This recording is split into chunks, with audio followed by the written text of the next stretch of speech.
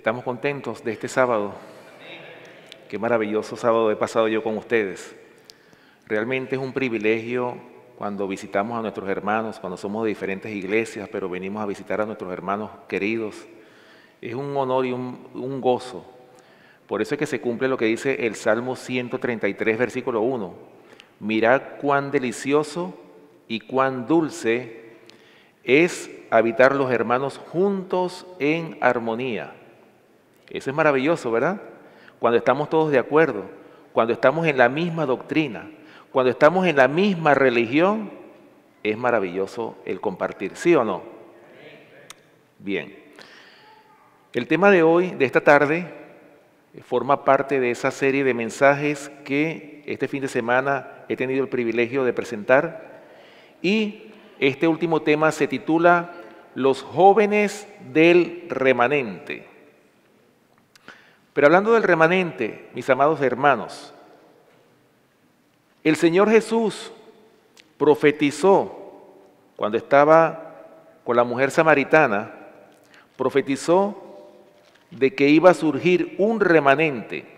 Y fíjense las palabras que dijo el Señor Jesús. Vamos a buscarlo a comenzar, ¿verdad? Con este versículo en nuestras Biblias, Juan capítulo 4, cuando el Señor Jesús habló con la mujer samaritana.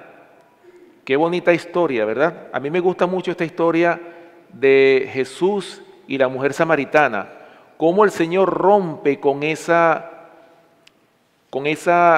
diferencia que había entre judíos y samaritanos. Escuchen lo que dice Juan capítulo 4, versículos del 1 al 4, dice lo siguiente. Mujer, créeme, que la hora viene cuando ni en este monte ni en Jerusalén adoraréis al Padre. Vosotros adoráis lo que no sabéis, nosotros adoramos lo que sabemos, porque la salvación viene de los judíos. Mas la hora viene y ahora es, cuando los verdaderos adoradores adorarán al Padre en espíritu y en verdad. Fíjense que estas palabras que le dijo el Señor Jesús a la mujer samaritana son palabras proféticas. ¿Por qué digo esto? Porque en estos postreros tiempos el Señor va a levantar un remanente. ¿Entendemos esa palabrita de remanente? Hemos estudiado mucho, ¿verdad? Como iglesia sobre el remanente, pero realmente entendemos cuáles son las características que debe tener el remanente de Dios.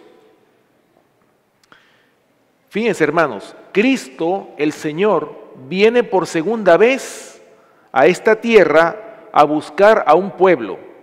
Es decir, un remanente viene a buscar el Señor. Pero ese remanente es la iglesia del desierto. Ahora, ¿por qué se llama iglesia del desierto?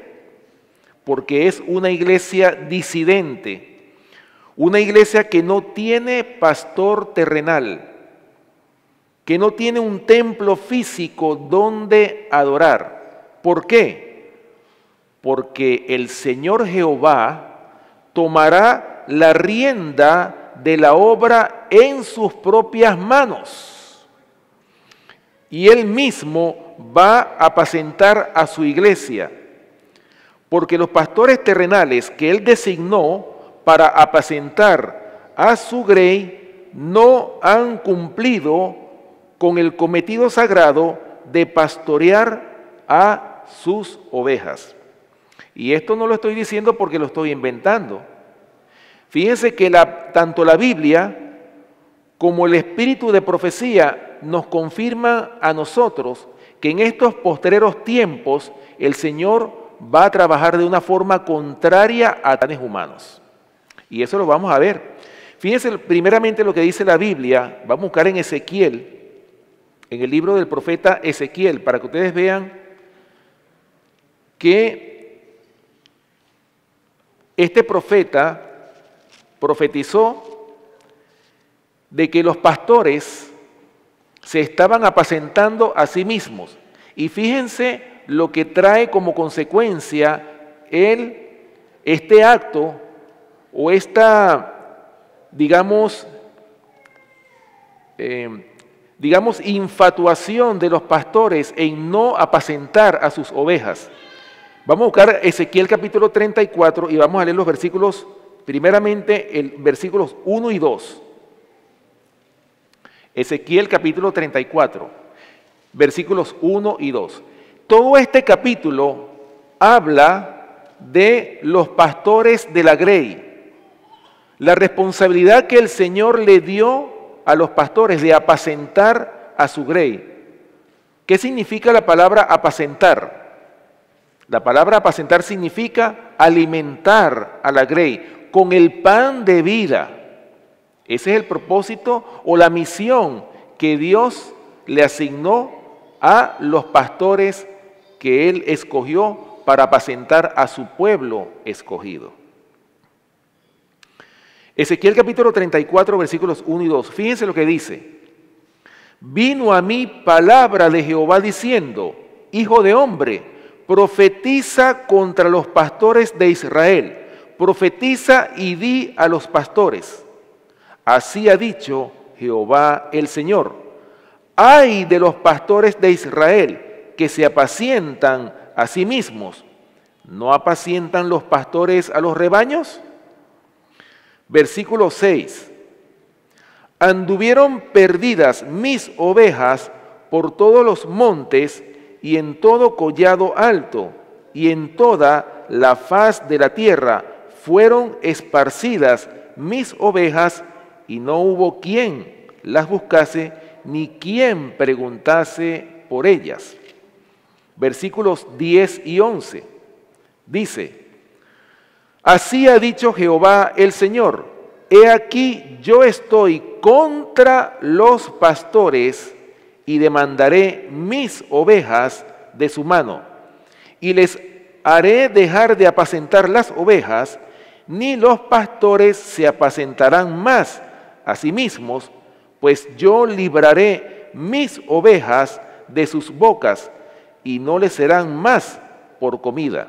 Y fíjense lo que dice el versículo 11, y aquí es donde viene justamente el por qué Dios va a tomar el control final en estos tiempos postreros. Dice el versículo 11, porque así ha dicho Jehová el Señor, he aquí yo mismo iré a buscar mis ovejas y las reconoceré. Gloria a Dios. ¿Se dan cuenta? O sea, el mismo Señor va a buscar a sus ovejas y Él mismo va a apacentar a ese remanente que el Señor viene a buscar. ¿Se dan cuenta la importancia de entender las características del remanente? ¿Se dan cuenta la importancia que tiene las condiciones que tiene que reunir el remanente para nosotros formar parte de ese pueblo escogido de Dios? Fíjense, también les voy a leer, hermanos, aparte del profeta Ezequiel, que todo el capítulo 34 habla de la infidelidad de los pastores en no apacentar a la grey.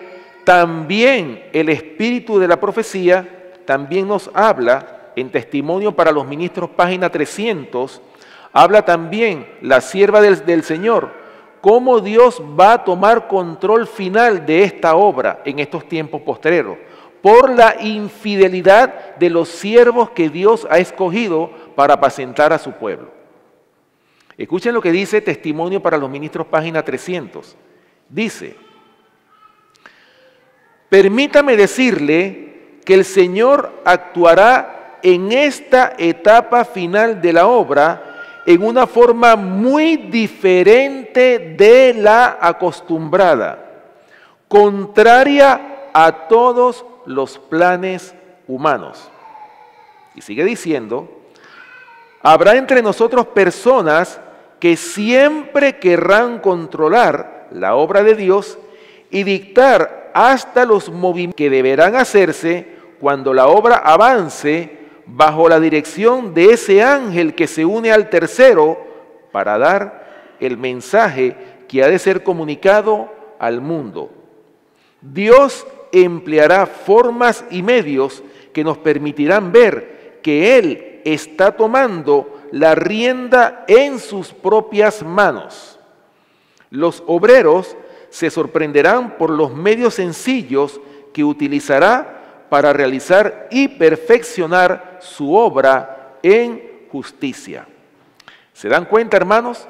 ¿Se dan cuenta la importancia de estar establecidos en la verdadera doctrina, en la verdadera religión, como hemos hablado en este fin de semana?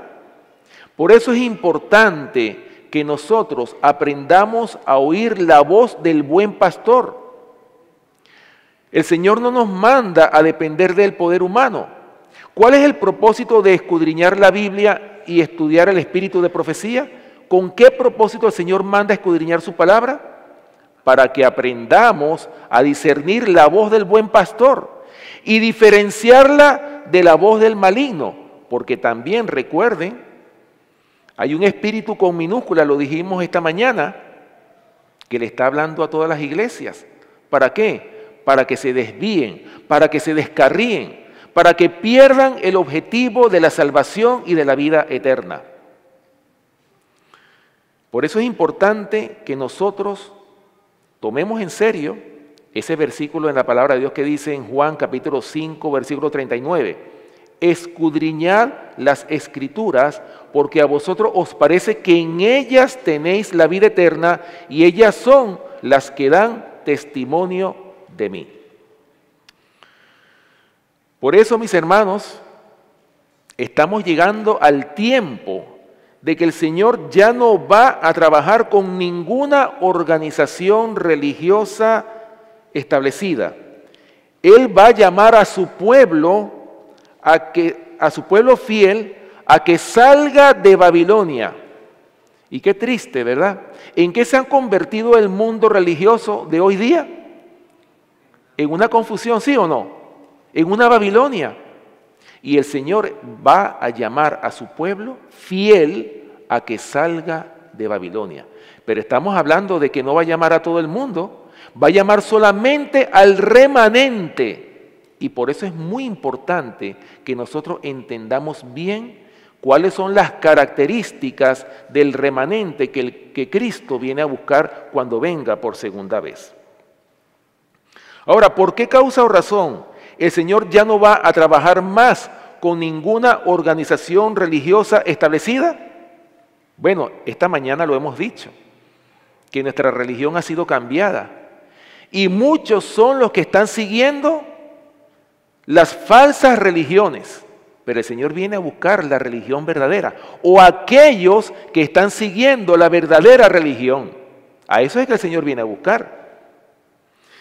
¿Por qué razón el Señor ya no va a trabajar con ninguna organización que ha apostatado de la verdad? ¿Por qué?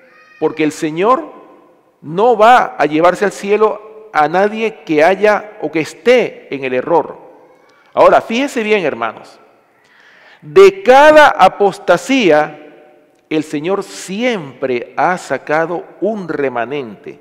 Y ese remanente siempre ha constituido a su iglesia. Cuando nosotros estudiamos la historia de la iglesia, siempre vemos que toda iglesia ha surgido de un remanente. ¿Y qué es un remanente? Es un pequeño grupo, ¿sí o no?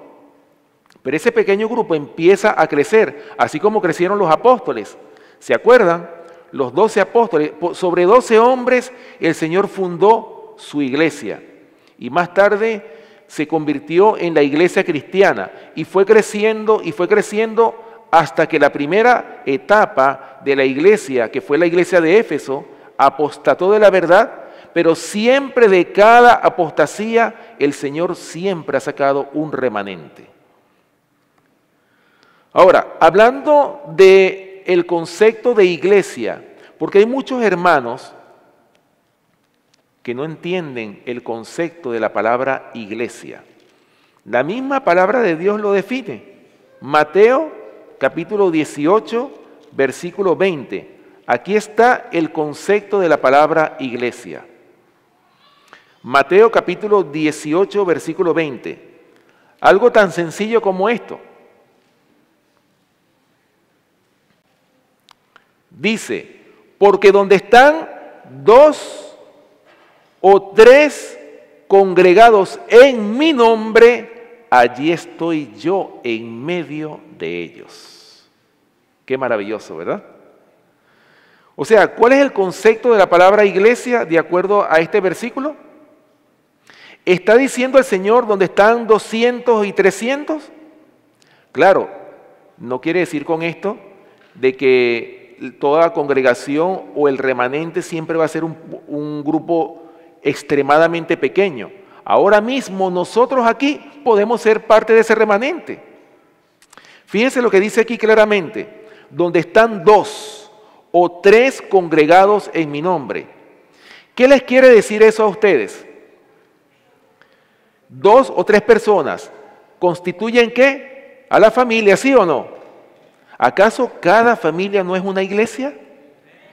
Una iglesia que hay que santificar, una iglesia que tiene que caminar en los principios del Señor. Ahí está una iglesia, ahí está la base de la congregación, en nuestras familias.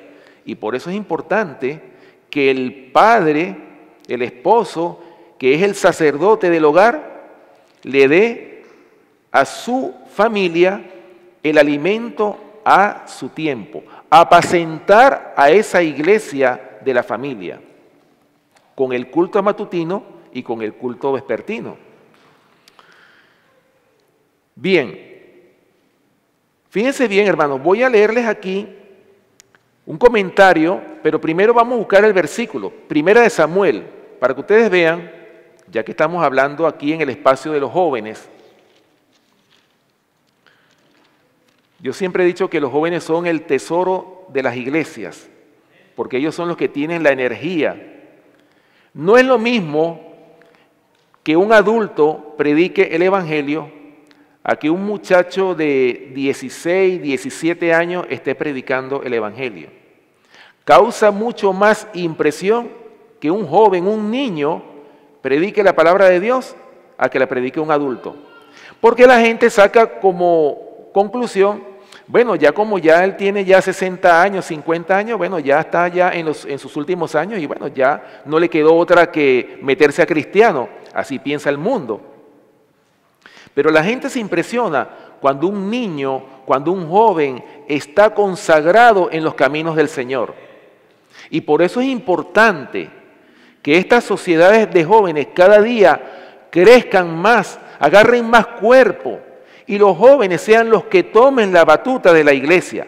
Pero para que los jóvenes puedan tomar la batuta de la iglesia, tienen que consagrarse en los caminos del Señor.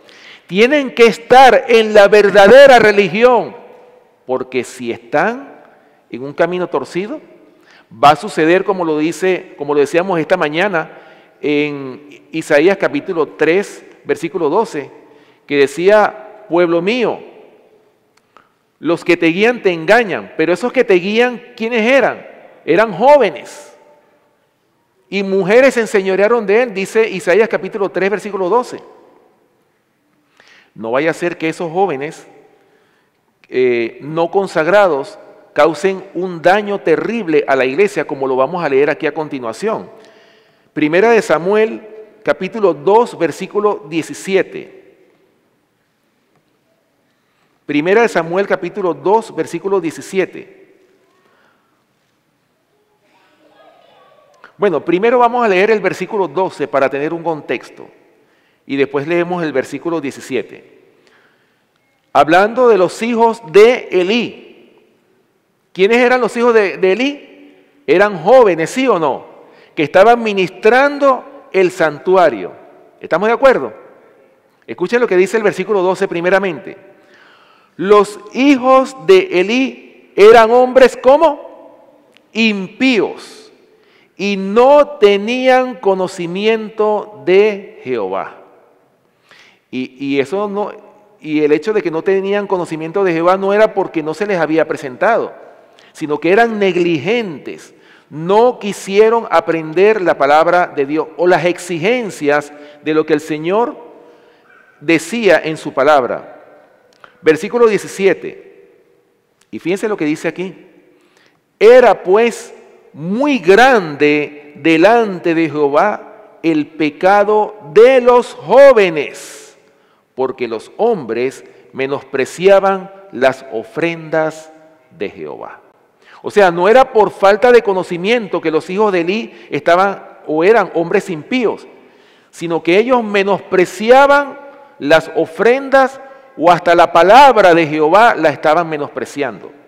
Ahora fíjense lo que dice el comentario de la Biblia de Estudios en relación al versículo 17 de Segunda de Samuel.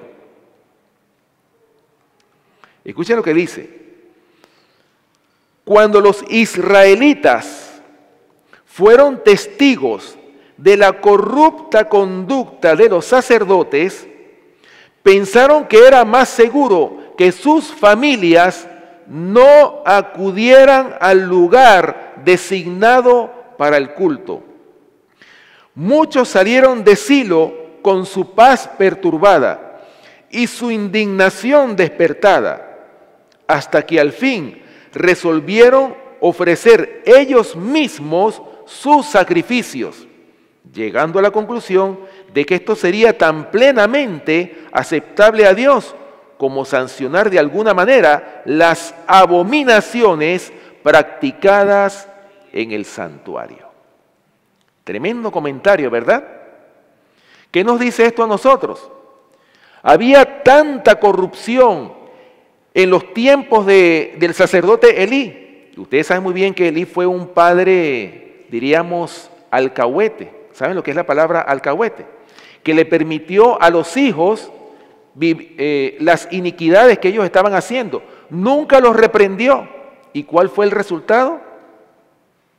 Hermano, el resultado fue un cambio de religión lo que hicieron estos jóvenes. Y tanto fue así que muchos salieron de Silo con su paz perturbada, al extremo de que decidieron ellos no acudir más al lugar designado para el culto. Y decidieron ellos ofrecer sus propios sacrificios, llegando a la conclusión de que eso sería aceptable a Dios antes de ir al lugar designado para el culto, un lugar que estaba plagado de corrupción y de abominación, hermanos. Por eso es que el Señor, en estos postreros tiempos, donde la iniquidad ha ido creciendo, no solamente la de este mundo, sino también la de la iglesia, por eso el Señor, antes de que sean derramadas las 7 postreras plagas, el Señor va a invitar a su pueblo a que salga de Babilonia, al remanente escogido por gracia. Ahora, hablando de la palabra remanente, vamos a ver el concepto, porque es bueno saber todo, ¿verdad? Escudriñar esta palabra, para saber cuáles son las características que nos dice el diccionario bíblico. El diccionario bíblico, hablando de la palabra remanente, dice lo siguiente, lo define así: lo que queda, resto, generalmente los israelitas que sobrevivían a calamidades como guerras, cautiverios, pestes y hambrunas, y a quienes Dios en su misericordia preservaba para continuar siendo su pueblo elegido. Ahora, vamos a buscar en nuestras Biblias un ejemplo de cómo el Señor siempre preservó a su pueblo escogido. Y ustedes se acuerdan muy bien en los tiempos de José, ¿verdad? ¿Por qué causa José fue enviado a Egipto? ¿Por qué Dios permitió que José fuese llevado a Egipto? ¿Para qué? Para preservar a un remanente. ¿Y cuál era ese remanente? El pueblo de Israel en ese tiempo, ese era el remanente. Vamos a buscarlo. Génesis capítulo 45, versículo 7. En este contexto que vamos a leer, José ya se había descubierto a sus hermanos que habían ido a buscar trigo a Egipto con la hambruna que había en la tierra de Canaán, ¿verdad? Génesis capítulo 45, versículo 7. Fíjense las palabras que le dice José a sus hermanos. Dice el versículo 7 de Génesis 45 lo siguiente: Y Dios me envió delante de vosotros para preservaros posteridad sobre la tierra y para daros vida por medio de gran liberación. ¿Se dan cuenta por qué Dios permitió que José fuese llevado como esclavo a Egipto? ¿Para qué? El propósito que Dios tenía era para preservar a un remanente, porque Dios sabía que más tarde iba a haber una hambruna tan grande que si no fuera porque José hubiese estado en Egipto, el pueblo de Dios hubiese desaparecido. Como resultado de sus apostasías, sigue diciendo el diccionario bíblico, los hebreos sufrían grandes catástrofes que llevaban a la nación al borde de la extinción. Una y otra vez, de muchos quedaban unos pocos.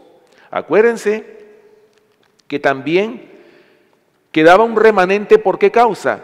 También por la corrupción y la apostasía que había en el pueblo de Dios.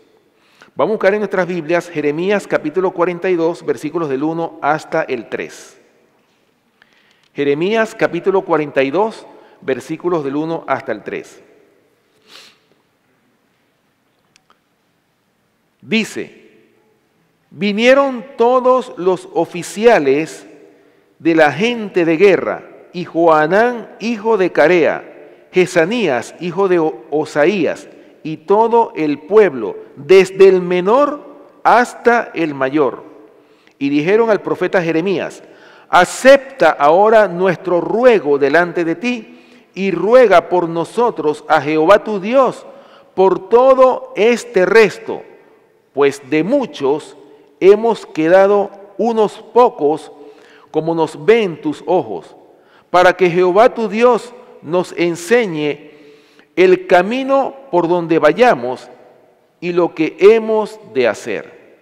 ¿Se dan cuenta por qué causa quedó un pequeño remanente?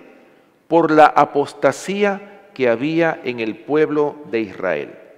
Ahora, la pregunta que nos pudiéramos hacer, ¿qué pasaría si aún el remanente de Dios desapareciera o fuera exterminado? ¿Qué sucedería en este mundo? Vamos a buscarlo. Isaías capítulo 1, versículo 9. Fíjense la importancia que tiene la existencia de un remanente en este mundo. Acuérdense que el remanente fiel siempre se ha encargado de amonestar a este mundo, basado por supuesto en la palabra de Dios. Isaías capítulo 1, versículo 9. Escuchen lo que dice.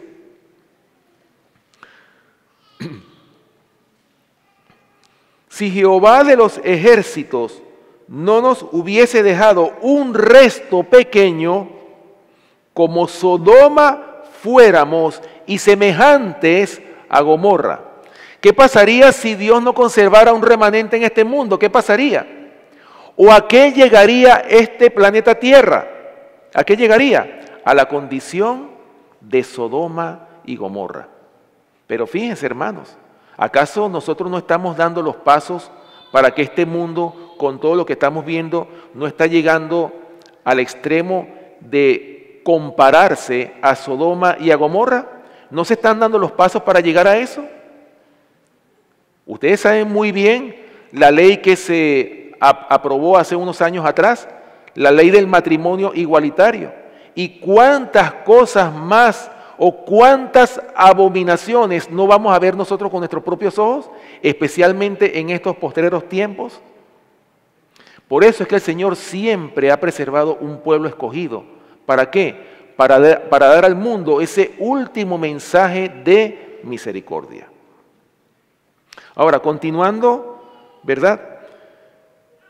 Con el concepto de la palabra remanente, el apóstol Pablo define el remanente como escogido por gracia, porque el remanente no lo escoge Dios por obras, sino por gracia. Vamos a buscarlo en Romanos capítulo 11, versículo 5. Romanos capítulo 11, versículo 5.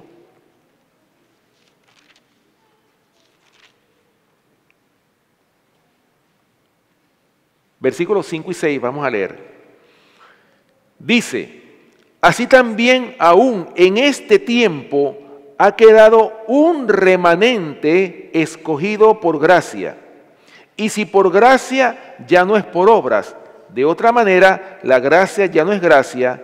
Y si por obras, ya no es gracia. De otra manera, la obra ya no es obra.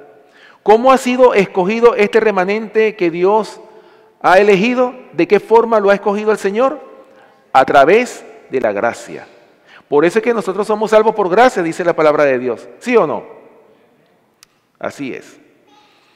Por eso, ahora vamos a ver, hermanos, en la Biblia nosotros tenemos muchos ejemplos de remanente, de lo que ha quedado, de ese resto que ha quedado.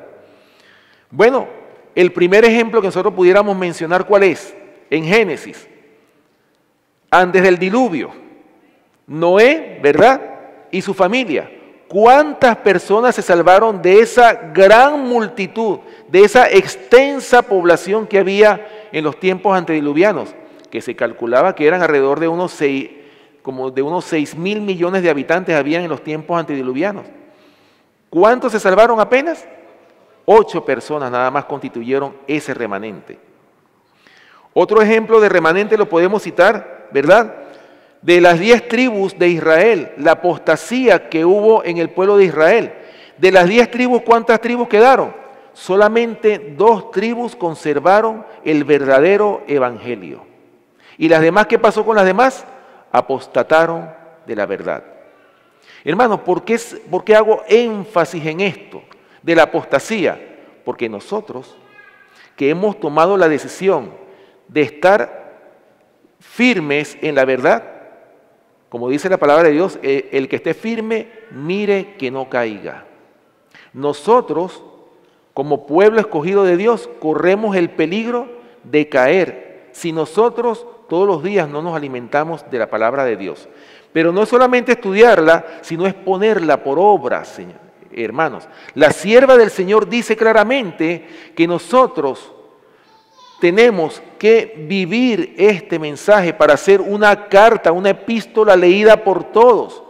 Lo que va a convencer a este mundo, recuerden, es una vida impecable, una vida piadosa en Cristo Jesús. Que vivamos este evangelio. Eso es lo que va a convencer a este mundo de pecado, de justicia y de juicio. Bueno, otro ejemplo que podemos citar. El remanente que salió de Babilonia, ¿se acuerdan? Cuando después de que pasaron los 70 años, salió un remanente a edificar la plaza y el muro en tiempos angustiosos, como lo dice la profecía de las 70 semanas en Daniel capítulo 9, versículos del 24 hasta el 27. Otro remanente que pudiéramos nosotros mencionar, los 12 apóstoles. Cuando el Señor Jesús, la primera obra que él hizo, ¿se acuerdan? Después que fue tentado en el desierto, que duró 40 días y 40 noches, ese gran ayuno que hizo el Señor. Después que él terminó eso, ¿cuál fue la primera obra que hizo el Señor Jesús? Fue a una sinagoga judía, ¿sí o no? Y le dieron el rollo del profeta Isaías, y ya ustedes conocen la historia. Dice Juan capítulo 1, versículo 11, dice que a los suyos vino y los suyos no le recibieron. Por eso es que el Señor tuvo que escoger a un pequeño grupo. 12 apóstoles constituyeron la iglesia del Señor. Por eso el Señor le dijo, a ti te digo que tú eres Pedro, y sobre esta roca edificaré mi iglesia, y las puertas del Hades no prevalecerán contra ella. También pudiéramos mencionar como ejemplos de remanente los remanentes de las 7 iglesias del Asia. Cuando estudiamos la historia del cristianismo, vemos, hermanos, un sube y baja en cuanto a la espiritualidad, en cuanto a el estar establecidos en la verdad. La iglesia de Éfeso, Esmirna, Pérgamo, Tiatira, Sardis, Filadelfia y Laodicea. De cada una de esas etapas de las 7 iglesias del Asia, el Señor siempre sacó un remanente para preservar el mensaje final de Dios, el evangelio eterno. Por eso es que se llama eterno. ¿Por qué se llama eterno el Evangelio, porque desde Adán y Eva hasta nuestros tiempos ha sido el mismo mensaje. Así que nosotros tenemos ese privilegio, hermanos. Nosotros no nos imaginamos cuánta sangre derramada costó este precioso libro. Y hoy por hoy a veces lo dejamos hasta que lleve polvo en la casa. ¿Cuántos no perdieron la vida y cuántos no dieron la vida inclusive por tener este precioso libro que es la Biblia? Ustedes conocen la historia en los tiempos de los reformadores. ¿Cuánta sangre derramada no hubo en esos tiempos? ¿Cuántas persecuciones no hubo? Para que finalmente nosotros tengamos este precioso libro, que es la palabra de Dios. Bueno, y como último ejemplo pudiéramos mencionar el último remanente. ¿Y cuál es ese último remanente? Lo dice la lectura bíblica en Apocalipsis capítulo 12, versículo 17. Vamos a leerlo. Apocalipsis capítulo 12, versículo 17. ¿Contra quién va a hacer la guerra final? Dice Apocalipsis capítulo 12, versículo 17, dice lo siguiente. Entonces el dragón se llenó de ira contra la mujer y se fue a hacer guerra contra el resto de la descendencia de ella, los que guardan los mandamientos de Dios y tienen el testimonio de Jesucristo. ¿Contra quién es la guerra? ¿Será que la guerra es contra todas las iglesias que profesan el nombre de Cristo? No, lo dice aquí claramente. El dragón se llena de ira ¿contra quién? Contra el resto de la descendencia de ella. En otras palabras, estamos hablando del remanente del remanente. Contra ellos, hermanos, es la guerra del dragón.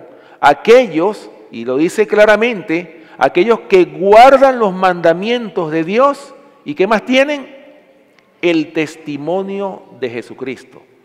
Pero no es el testimonio teórico, es una vida que se compara con la vida de Jesús.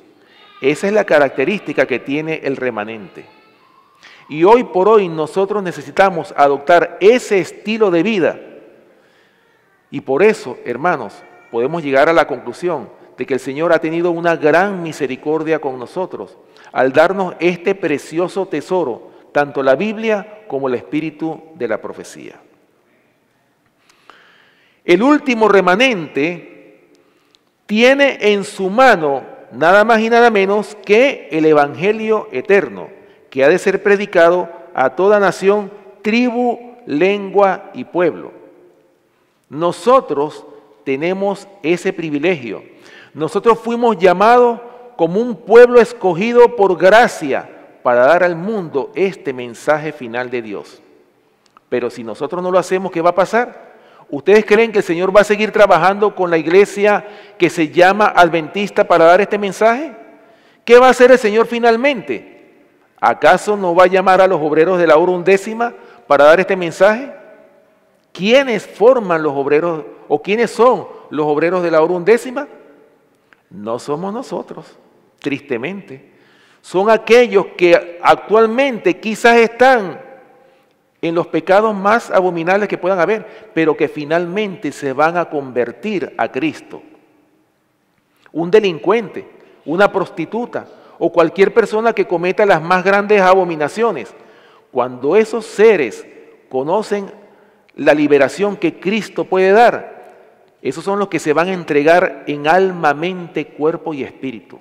Y esos son los que nos van a avergonzar a nosotros. Por eso es que 1 Corintios capítulo 1 dice que lo débil escogió el Señor en este mundo para avergonzar a ¿quiénes? A los más sabios. Y lo necio, y lo vil, y lo menospreciable escogió Dios. Y dice finalmente, y lo que no es, para deshacer lo que es.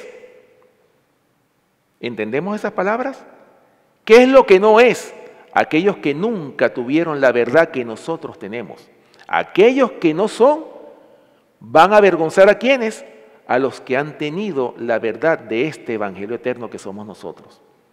Si nosotros no funcionamos con este mensaje, ¿qué va a pasar? El Señor nos va a desechar. Así lo dice el Señor. Por eso el Señor fue a preparar moradas. Las moradas que el Señor fue a preparar en el cielo son contadas, no son infinitas. Y es así como un hotel que tiene, por ejemplo, 200 habitaciones para 200 personas. Solamente en ese hotel caben 200 personas. Así son las moradas que el Señor fue a preparar en el cielo. Así que cada uno de nosotros tiene que luchar por alcanzar una de esas moradas. Así como cuando se lucha por alcanzar la medalla de oro en las Olimpiadas. ¿Qué es lo que hacen los atletas cuando van a luchar, cuando van a competir en las Olimpiadas? Se preparan por varios años, están constantemente preparándose. ¿Para qué? Para que cuando llegue el día, ellos van a dar todo lo que puedan para alcanzar el precioso galardón de la medalla de oro. Porque no es que están buscando ni la medalla de plata ni la medalla de bronce, están por el objetivo que es la medalla de oro. Asimismo, nosotros tenemos que luchar ¿para qué? Para alcanzar el precioso galardón de la salvación y de la vida eterna. Es decir, un puesto en las moradas que el Señor fue a preparar en el cielo. Por eso es que el apóstol Pablo tenía sus luchas, y a mí me gusta mucho, hermanos, la historia del apóstol Pablo. Me gusta mucho, ¿por qué? Porque el apóstol Pablo fue un hombre que persiguió a la iglesia de Dios al principio, como buen fariseo que era. Y cuando Dios le muestra esa visión allá camino en Damasco, después que él cae del caballo y quedó ciego y que Ananías lo llevó y que le restauró la visión, después el apóstol Pablo estaba como en medio de dos puestos, o sea, él no estaba definido. Si era o un buen fariseo, él no era ni un buen fariseo ni un buen cristiano, estaba en el medio. ¿Por qué? Porque los mismos hermanos, los cristianos, los primeros cristianos lo veían, pero ¿cómo es posible? Pablo, predicando de Cristo, cuando este hombre ha perseguido a la iglesia. Por eso es que el apóstol Pablo se aborrecía a sí mismo de tal manera que se consideraba un abortivo. Y exclamó estas palabras: miserable de mí, ¿quién me librará de este cuerpo de muerte? Y él decía, inclusive en sus cartas lo dice: yo no soy digno de ser llamado apóstol, porque perseguí a la iglesia de Dios. Pero fíjese qué bonito más adelante cómo el apóstol Pablo fue subiendo cada vez más. No se quedó estancado espiritualmente y fue subiendo de peldaño en peldaño hasta que finalmente, cuando él fue puesto en la cárcel, ya para ser sacrificado, el Señor le mostró la salvación al apóstol Pablo.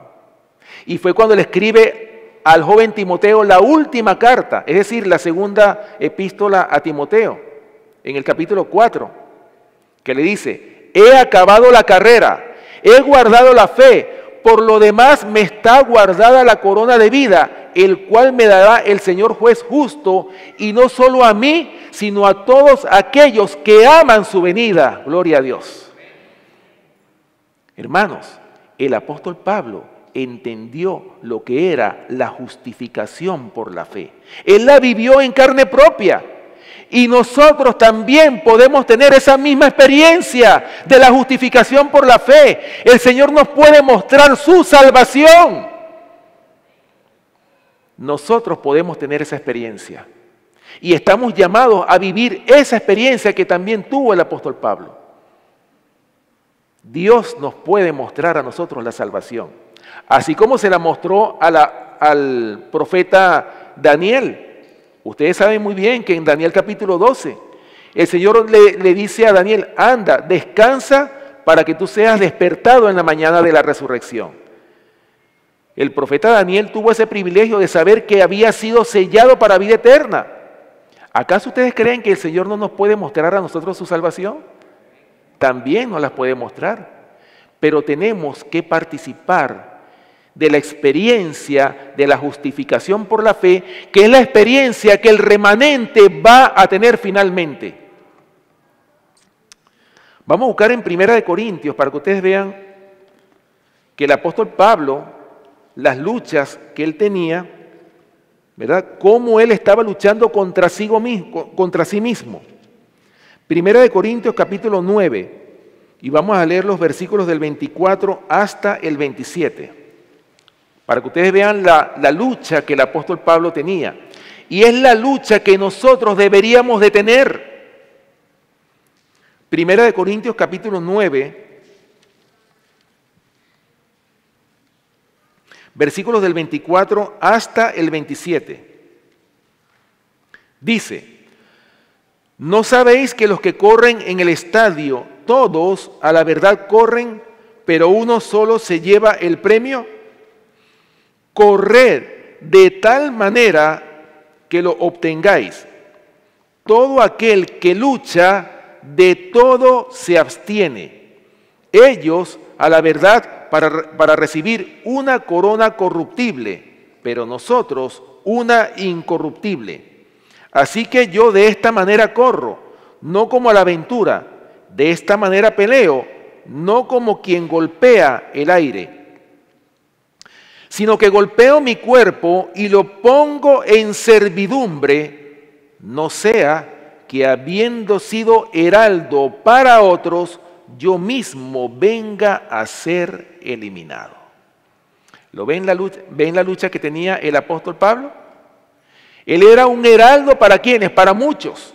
Él fue levantado por el Señor ¿para qué? Para dar un mensaje, para levantar y edificar iglesias, así como él hizo en su ministerio. Pero fíjense ustedes, él corría el peligro de perderse. Él dice: golpeo mi cuerpo, no como quien golpea el aire. No sea que habiendo sido yo heraldo para otros, yo mismo venga a ser eliminado. Por eso, mis amados, no basta con estar en la iglesia, no basta con tener nuestros nombres en la membresía de la iglesia. Lo más importante es que nuestros nombres sean escritos en el libro de la vida del Cordero. Ese es el propósito. Ahora, para terminar, vamos a ver cuáles son las características que debe o que reúne el remanente escogido por gracia. La primera característica que podemos mencionar: guardan los mandamientos de Dios y tienen el testimonio de Jesucristo, como lo dice Apocalipsis capítulo 14, versículo 17. Segunda característica que podemos mencionar: tienen el carácter de Dios y del Cordero. Apocalipsis capítulo 14, versículo 1, lo dice.